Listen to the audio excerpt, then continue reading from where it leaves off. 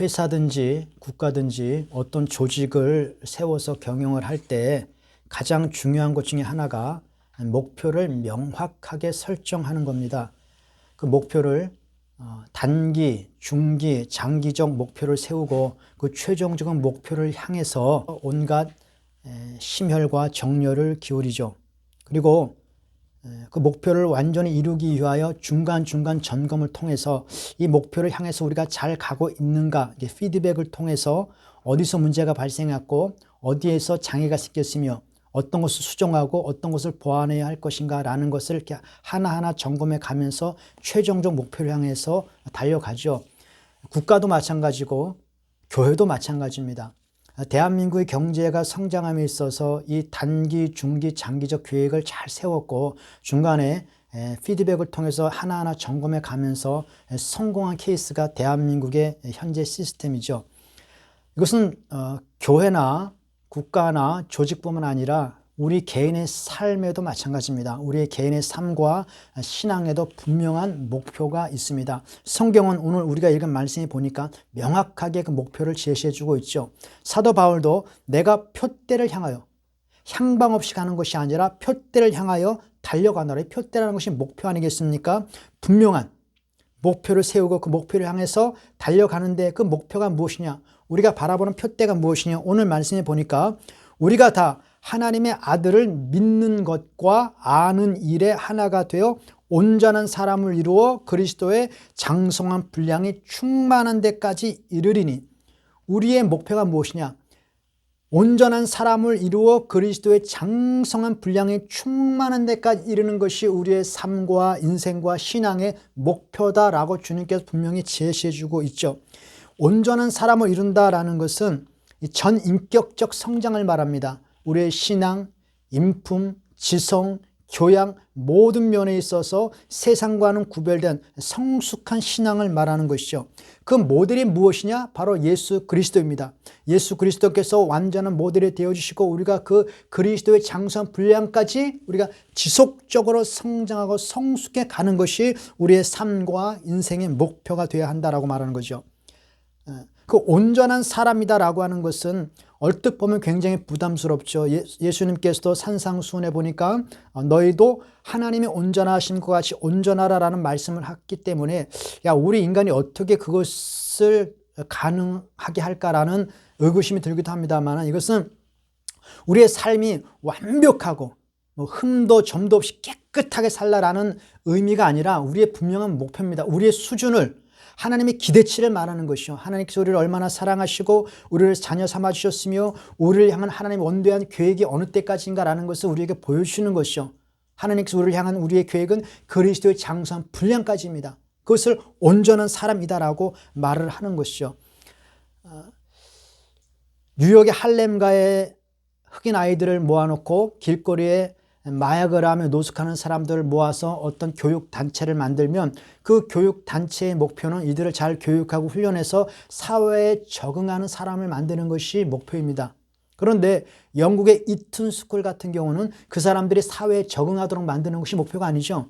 그 사람들을 잘 훈련하고 교육해서 각계각층의 최고의 지도자를 삼는 것이 학교의 목표입니다. 수준이 다르다는 거죠. 하나님께서 우리를 향하여 장성한 분량이 이른다라는 것은 하나님께서 우리를 향한 그 계획이 얼마나 원대하신가라는 것을 보여주는 것이고, 하나님의 우리를 향한 기대치를 말씀해 주고 있습니다. 우리를 향해서 그리스도의 장성한 분량이 충만한 데까지를 이루라. 그러면 우리가 지금 그리스도의 장성한 분량이 충만한 데까지 이르기는 그 목표를 향하여 지금 우리가 인생을 계속 살아오고 있는 것입니다. 벌써 올해도 다 지나고 약 10월 달이 되지 않았습니까? 그러면 이맘때쯤 되면 우리가 한번 우리 지나온 삶을 돌아보면서 중간 점검을 해야 할 필요가 있다는 것이죠. 우리가 지금 어디까지 이르렀는가? 그리고 어디서 잘못되었는가? 내가 수정하고 보완해야 할 것이 무엇인가? 라는 것을 한번 점검해 봐야 할 필요가 있다는 것이, 혹시 하나님께서 우리에게 제시하신 그 목표를 향하여 달려가는 도중에 우리가 이탈하지 않았는가? 그것이 우리의 삶에 꼭 필요하다라고 말을 하는 것입니다. 그 하나님의 장성한 분량에 이르기까지 우리가 신앙의 삶을 계속 살아가야 하는데 어디서 이탈되어진 것이 아닌가? 혹시 중간에 무엇인가 삐끗한 것이 아닌가라는 것을 확인해 보면서 우리가 앞으로 목표를 향해 나아가야 되는데, 우리의 신앙의 삶, 온전한 사람 이룸에 있어서 우리가 점검해야 할 바로 미터가 무엇인가? 오늘 성경에 보니까 이렇게 기록되어 있습니다. 너희가 사랑 안에서 범사에 그에게까지 자랄지어다. 그리스도의 장성한 분량이 자라감에 있어서 우리가 점검해야 할 부분, 어디서 잘못되었는가? 내가 혹시 다른 길을 가고 있지 않는가라는 것을 점검해야 할 가장 중요한 부분은 하나님에 대한 사랑이라는 것이죠. 사랑. 내가 과연 주님을 향한 사랑에 있어서 이탈되지 않은가?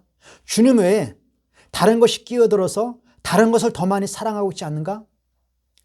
산상수훈에서는 계속적으로 그것에 대한 경고를 하고 있거든요. 너희가 하나님과 그 외에 다른 것과 겸하여 섬기는 것이 없느냐? 혹 이를 사랑하며 저를 중히 여기는 그러한 우선순위가 뒤바뀐 것이 없느냐라는 것에 대한 얘기를 계속 해주고 있거든요. 하나님을 사랑함에 있어서 가장 중요한 시작점이 어디냐? 우리의 마음이라는 것이죠. 우리의 중심에서부터 하나님을 사랑하는 그 마음이 혹시 변질되지 않았는가? 그건 우리가 그리스도의 장성한 분량으로 나아가는 길에 있어서 가장 중요한 포인트라고 하는 것이죠. 우리의 마음이 온전하게 하나님을 사랑하는 마음으로 치닫고 있는지, 아니면 지금 다른 것으로 많은 것을 빼앗기고 있는지. 너무나 많은 것들이 치고 들어오거든요. 중간에 너무나 많은 것 치고 들어와서 하나님의 사랑을 다른 것으로 돌리게 만든단 말이죠. 그것을 지금 우리가 한번 점검해 봐야 한다는 것입니다. 사랑의 시작은 우리의 마음, 우리의 중심에서부터 비롯되는 것이고, 그래서 하나님께서 다윗이라고 하는 사람을 평가하시면서 그는 내 마음에 합한 사람이라고 말씀하시는데, 그 하나님의 합한 사람이다라고 하는 평가를 어디에 두고 말했느냐? 나 여호와는 그 중심을 보느니라. 다윗의 중심에 뭐가 있을까요? 여호와여 내가 주님을 사랑하나이다. 그 사랑은 물불을 가리지 않게 하는 사랑이거든요. 흔히들 사람들이 그렇게 얘기합니다. 기침과 가난과 사랑은 숨길 수가 없다. 하나님을 향한 사랑은 숨길 수가 없는 것이죠. 이 사람이 여자를 만나서 서로 교제하고 사랑하면 그건 숨길 수가 없습니다. 밖으로 다 드러나게 될 수밖에 없다라고 하는 것이죠. 그 하나님의 사랑, 그것을 우리가 한번 점검해 봐야 하는데, 그 하나님의 사랑에 있어 또 다른 측면이 하나 있습니다.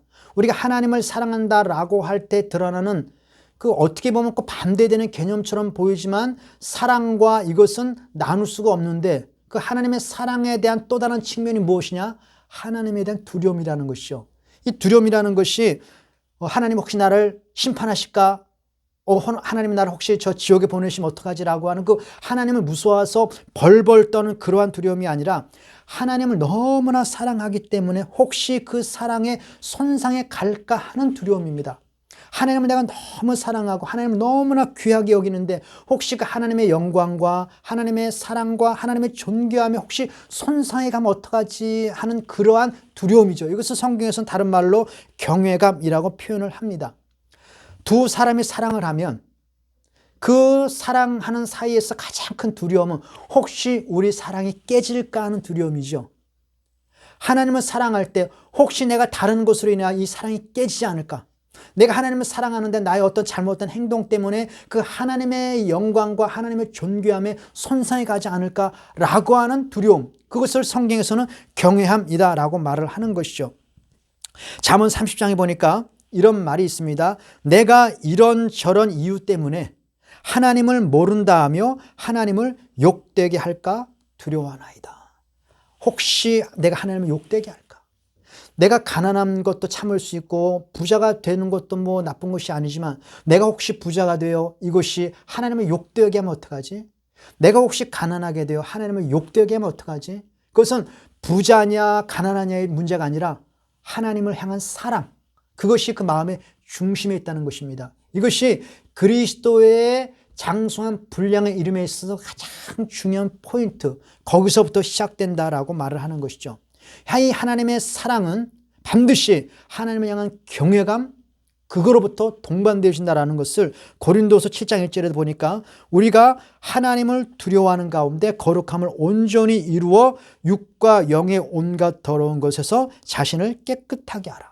이것은 내가 구원받기 위해서 우리의 삶의 모든 것을 깨끗하게 해야만 구원받을 수 있다는 말이 아니라 내가 하나님을 너무나 사랑하기 때문에 그 하나님의 사랑에 혹시 손상이 가고 나의 이 잘못된 행실과 나의 죄악과 나의 이 잘못된 그 무엇 때문에 하나님의 영광에 손상이 되어지면 혹시 하나님이 실망하시고 하나님이 슬퍼하시고 그것 때문에 우리의 사랑이 깨어지지 않을까라고 하는 두려움을 말하고 있는 것이죠. 그래서 이 하나님에 대한 경외감은 누군가 하나님을 조롱하고 하나님을 모독하면 참을 수가 없습니다. 미국에서는 가장 비겁한 사람이 어떤 사람이냐? 누군가가 내 가족들, 내 엄마를 모욕했는데 그것을 듣고 참는다? 가장 비겁한 남자를 취급합니다. 사람도 이 지경인데 우리가 하나님을 누군가가 모독하고 하나님을 대적하고 하나님을 조롱하는데도 뭐 그럴 수 있지라고 그렇다고 뭐 몽둥이 들고 싸우는 얘기는 아닙니다. 무언가 마음에 분노가 일어나야 되는 것이죠. 그것은 그 사람이 미워서가 아니라 하나님을 너무나 사랑하는데 내가 이토록 사랑한 하나님이 모욕당하는 것을 내가 견딜 수 없는 것이죠. 하나님께서 이는 내 마음에 합한 사람이다라고 칭찬하던 사람이 다윗 아닙니까? 다윗의 특징은 무엇이었느냐? 골리앗이 하나님을 모독합니다. 골리앗이 너무나 강하기 때문에 모든 사람이 두려워해서 감히 나서기가 어렵습니다. 그런데 17세의 소년입니다. 나에게 능력이 있는지 나에게 힘이 없는지 이걸 일단 나중에요. 하나님이 모독을 받는 것을 참을 수가 없는 것입니다. 그래서 그 골리앗 앞에 돌멩이 들고 나가는 것이죠. 저가 누구간데 살아계신 하나님을 모욕하느냐? 저놈의 도대체 누구인데 내가 사랑하는 하나님을 능욕하느냐? 견딜 수가 없는 것이죠. 그것이 경외감이요 하나님의 사랑이요 우리가 그리스도의 장성한 분량에 이르는 데 있어서 가장 중요한 출발점이다라고 성경이 말하는 것이죠. 그래서 사랑 안에서 범사에 그에게까지 자랄지라라고 말하는 것이죠. 유튜브에서 지금 계속 이렇게 방송을 열심히 하시는 이정훈 교수님이라는 분이 계신데 우리 기독교 내에서는 꽤 유명한 분입니다. 그분은 동국대 불교학과를 나왔다고 그래요. 그리고 군대 가서 군복 있는 것처럼 군대 승려가 있답니다. 군승을 하셨어요. 그리고 이번에 제대를 하고 나서 무슨 일을 했느냐? 종교자유연대를 만들어서 기독교 말살 정책을 폈습니다. 그래서 그분이 제일 좀 했던 게 뭐냐면 미션스쿨 고등학교, 기독교 고등학교 가면 강제로 예배 드리잖아요. 월요일 날이나 뭐 목요일 날 딱 시간을 정해놓고 무조건 채플 예배 드립니다. 근데 그거 반대 운동을 펼쳤어요. 종교 자유라는 명목으로 그 채플 반대 운동을 펼쳤습니다. 그래서 그때 누가 막 그 어떤 학생회장이 막 피켓 들고 시위하고 난리도 아니었습니다. 그래서 지금 결국 채플 없어졌어요. 채플 없어졌는데 근데 그분이 회심을 하지 않았습니까? 지금 누구 못지않게 그리스도를 사랑하고 그리스도의 복음을 전합니다. 근데 이분이 지금 울면서 어떻게 탄식을 하고 있냐면 이렇게 얘기를 해요. 지금 사람들이 골리앗처럼 교회를 향하여 하나님을 향하여 계속 조롱을 하고 모욕을 가하고 있는데 다윗처럼 돌멩이 들고 뛰어나가는 사람이 없고 골리앗 편에 서서 같이 하나님을 조롱하고 있다. 울면서 얘기를 하더라고요. 그리고 그분이 그 종전 활동을 할 때 그 뭐 채플 반대 운동하고 그럴 때 가장 옆에서 도와줬던 사람들이 기독교 단체였답니다. 기독교 단체. 그때 그 채플 반대 운동할 때에도 가장 옆에서 도와줬던 사람이 교목이었답니다. 그 학교 교목. 그러니까 이게 잘 뭔가 이상하게 됐어요. 그때는 몰랐는데 지금 그분이 예수를 믿고 거듭나서 보니까 그때 그 일이 너무 이상한 거예요. 내가 기독교 반대 운동을 펼치고 기독교를 조롱하고 있는데 왜 목사들이 나를 그렇게 도와줬을까? 왜 기독교 단체에 나를 그렇게 도와줬고 누구 안에 나서서 짱 떠들고 자기에게 대응하는 사람이 하나 없었다는 겁니다. 너무 쉬웠대요. 그것을 그가 탄식하면서 얘기하는 것을 제가 들었습니다. 하나님을 사랑하면 하나님 모독받는 것을 참을 수가 없습니다. 그리스도의 장수한 분량함에 이름에 있어서 중요한 것은 하나님을 향한 사랑이요. 그 하나님의 사랑은 하나님을 향한 경외감으로 나타나는데 그 하나님에 대한 경외감은 하나님이 모독받는 것을. 이방인에 의한 모독도 마찬가지고 내 삶과 내 행실과 내 말로 인하여 하나님이 모독받을 것에 대한 두려움을 가지고 있습니다. 그래야 우리가 범사에 그에게까지 잘할 수가 있는 것이죠. 이것은 굉장히 중요하다라는 것입니다. 그리고 오늘 본문 말씀에 보니까 두 번째로 우리가 그리스도의 장성한 분량의 이름에 있어서 가장 중요한 포인트가 하나가 무엇이냐? 4장 12절에 이렇게 말씀하고 있죠. 하나님께서 사도와 선지자와 목사와 교사로 주셨으니 이는 성도를 온전케 하며, 성도를 우리를 온전케 하기 위하여, 그리스도의 장성한 분량에 이르게 하기 위하여 이런 것들을 주셨다는 겁니다. 그런데 그 목사와 교사와 복음 전하는 자로 말미암아 하는 일이 무엇이냐? 한 몸을 이룬다는 것이 한 몸. 이 한 몸이라는 것은 교회를 말하거든요. 교회. 예수는 몸인 교회의 머리라. 우리가 그리스도의 장성한 분량의 이름에 있어서 가장 중요한 훈련장은 교회입니다. 하나님을 향한 사랑은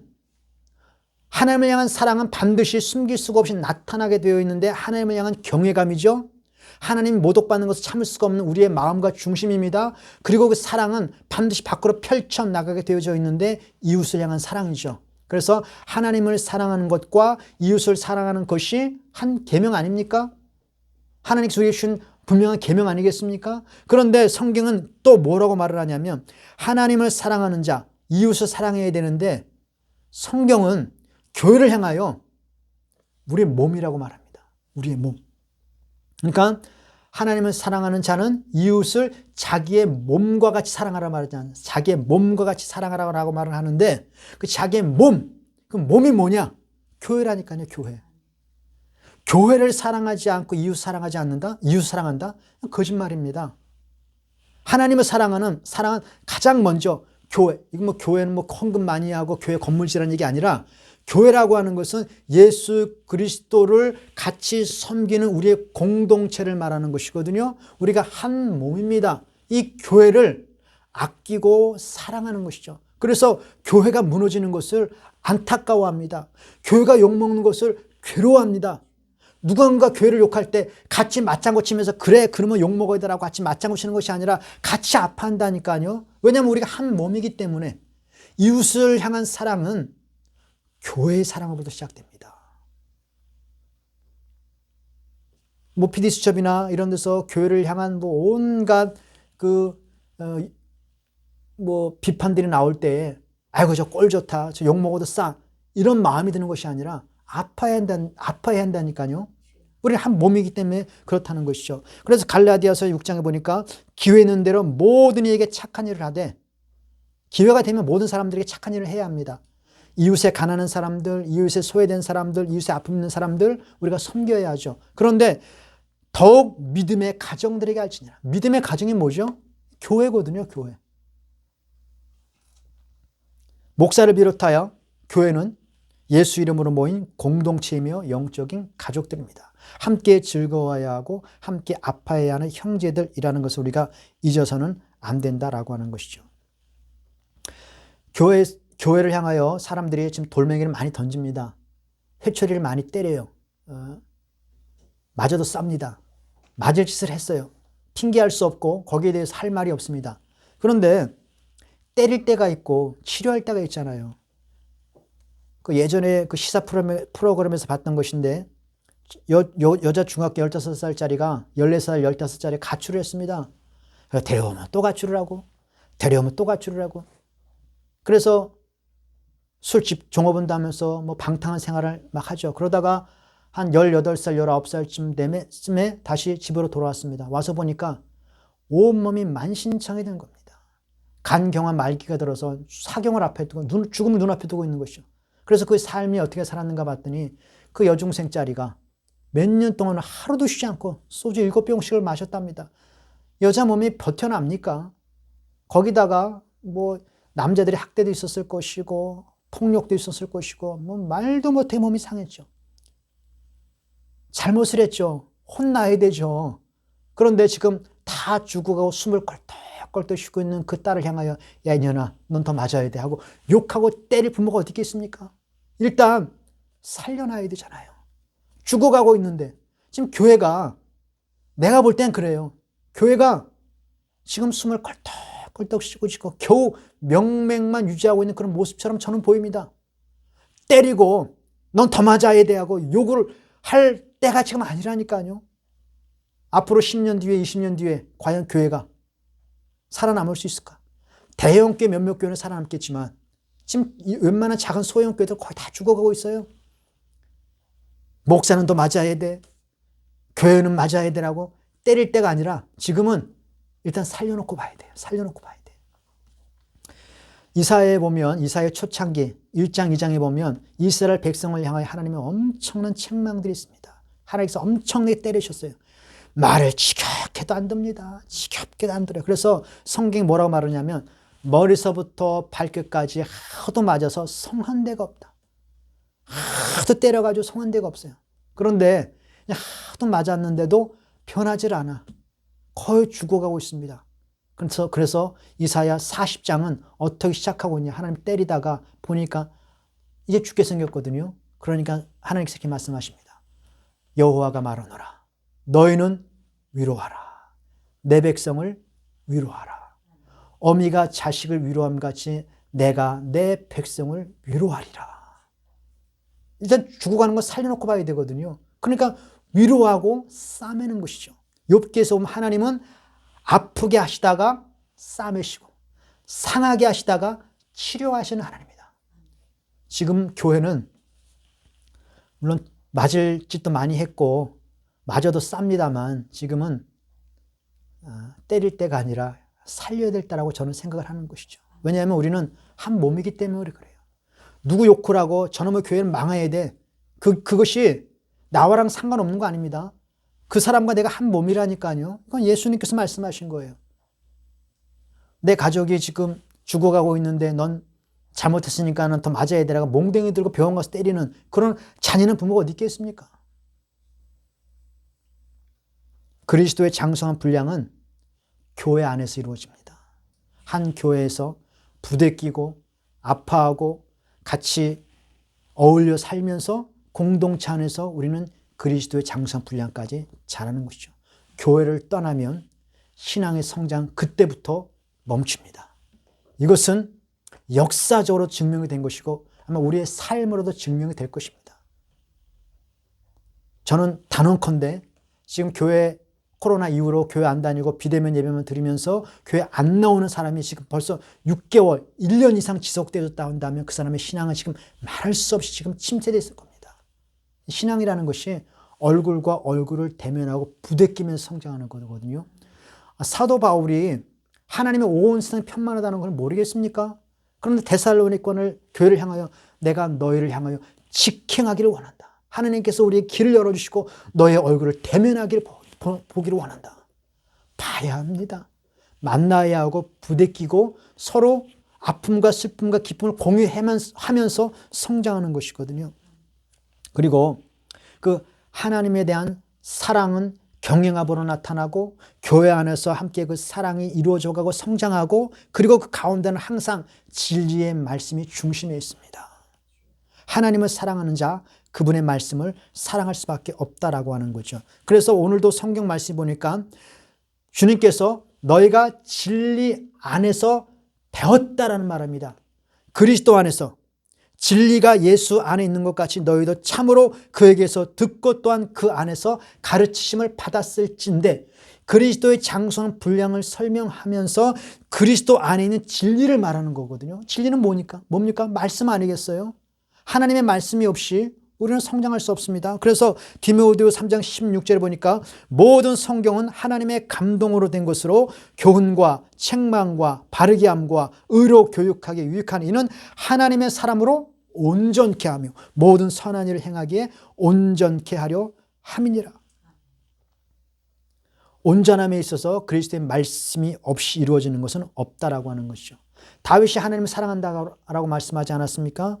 그런데 다윗의 고백에 보면 내가 하나님의 말씀을 사랑하며 또한 그의 말씀을 사랑하는데 목마른 사슴이 시냇물을 찾기에 갈급함 같이 내 영혼이 하나님의 말씀을 사모한다라고 말씀하고 있지 않습니까? 이스라엘 백성이 가나안 정복을 합니다. 가나안 정복에 있어서 가장 중요한 것은 무기와 이스라엘 백성의 능력이 아니었습니다. 하나님의 말씀이었습니다. 그래서 이 율법책을 내 입에서 떠나지 말게 하며 그 가운데 기록한 것을 주야로 묵상하고 그 가운데 기록한 대로 다 지켜 행하라. 가나안 땅을 앞에 두고 예수님 하나님께서 그 말씀을 주셨다니까요.